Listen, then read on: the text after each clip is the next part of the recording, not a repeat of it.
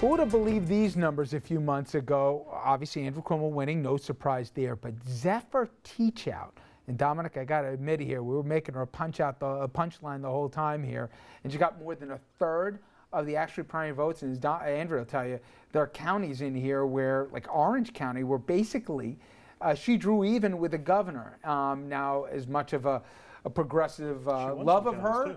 It was also an indictment of sorts here against the governor who has spun it.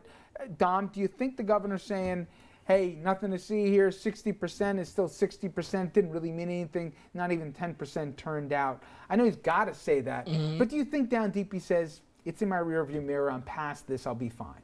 I think that he's praying that he has a decent turnout with the general election in terms of a aggressive win, something in the lines, and I don't know if this is going to happen, of what Christie had in New Jersey, so he could say, well, you know what, the primary was an aberration, and you know, look at what I did in the election that counts. But the fact that I don't know how much of this was a vote for Teachout or how much of it was a vote against Cuomo. Either way, it's not good for him. I want to requote and get your reaction, Andrew and Richard, to this one. This was from Kenny Sherrill, who's a poli-science prof at Hunter College who follows elections. He told Capitol today, for an incumbent governor to be held under 2/3 of a vote in his own party is not a sign of strength, even if nobody turned out to vote. And the fact that nobody turned out to vote makes it clear his candidacy was uninspiring, and he even used historical terms here to show you got to go way, way back to find a Democrat struggling with this. Is it enough for the governor to say, all right, I heard you, it was a protest vote, nothing to see here? It was the lowest score by an incumbent in New York since they started the primary in 1970. And it's, I think, in the bottom 10th percentile of incumbent governors everywhere in the country in like the last 30 years or something to that extent. So it's, hey, I don't think he can sweep it under the rug. I think he has to try to reach out to that progressive base and remind them on something beyond just social issues, give them some sort of economic and that was your point, Richard, is that he should listen, but what will he hear? How long ago did I say he was a pro-reactionary? Yeah, and you laughed 74 years ago. Yeah, it wasn't 74 years ago. It was 3 years ago. And what I said was that he had made a conscious decision to go left. Don't steal it, by the way. He's got a patent on it. Yeah. Well, somebody ought to. Left on social issues, guns, abortion, and hard austerity bug, Tea Party right on economics. Cut the income tax to people over 300,000. Repeal the bank tax. Cut the estate tax. Cut spending on education. Corporate subsidies. It sounds like Rob Astorino, except for the corporate subsidies, and it did not play. This was a contest of ideas, and the governor's political muscle, in the end, was 60% successful.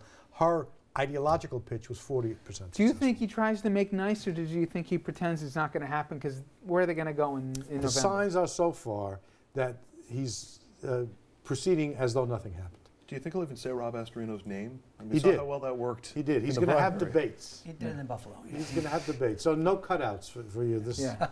So I was on that campaign. can Rob, though, convert that real dissatisfaction on the left into anything other than I just pray they stay home in November? Yeah, I mean, I don't think it's all just on the left, and certainly Zephyr Teachout attracted progressives, there's no question. And she was, I mean, we did a couple of debates with Zephyr. We spent time in green rooms with her. She was really delightful. She's got a spark, and I hope she gets back into politics. I may be on the other side of the aisle, but she's got that it factor that you look for in a candidate. I think a lot of the dissatisfaction is with the entire culture up in Albany, with the whole pay-to-play culture. Yes, with the corporate payoffs for for government contracts. There's a lot of dissatisfaction with that going on, and I think Governor Cuomo's been oblivious to it. What I'm amazed is that he has spent $237.5 million in tax dollars, telling everybody that everything is moving in the right direction in New York, where the data shows that it's not. And then he's dropped $14 million in campaign ads, and only 9% turned out among Democrats. It's just astonishing. Voters don't agree that the state's moving in the wrong direction. I know there are a number of conservative studies that would indicate it's dead last. They're not conservative studies. We have the highest taxes in America. Your campaign quotes ALEC a lot, and ALEC is definitely a conservatively oriented. AARP this week said that 60% of people in New York over 50 years old are thinking of leaving the state, are somewhat likely to leave the state. 60% of 50-year-olds and older. That's striking. That's AARP. That's not a conservative group. That's striking.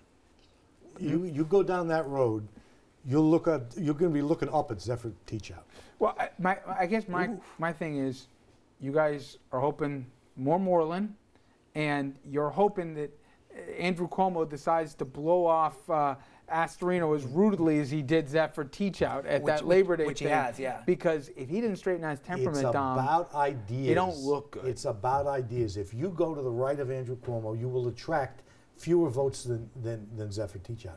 You've Or a got smaller to. percentage. And I'm all for Andrew Cuomo beating you guys. Don't misunderstand me. But if you think you can beat him from the right, you're running in Arizona. I think we can beat him on principle. Andrew Cuomo doesn't have principle, and he's a pay-to-play guy. He changed the subject on me, He's also an investigation for corruption. I mean, he's right in the middle of the corruption scandal in Albany. He came in and promised that he was going to clean the place up, and he hasn't done it. He ended up right in the middle of it. I got to go to break. When we come back here, I got an interesting story. I'm curious what the table's got to say. Stay with us. I made you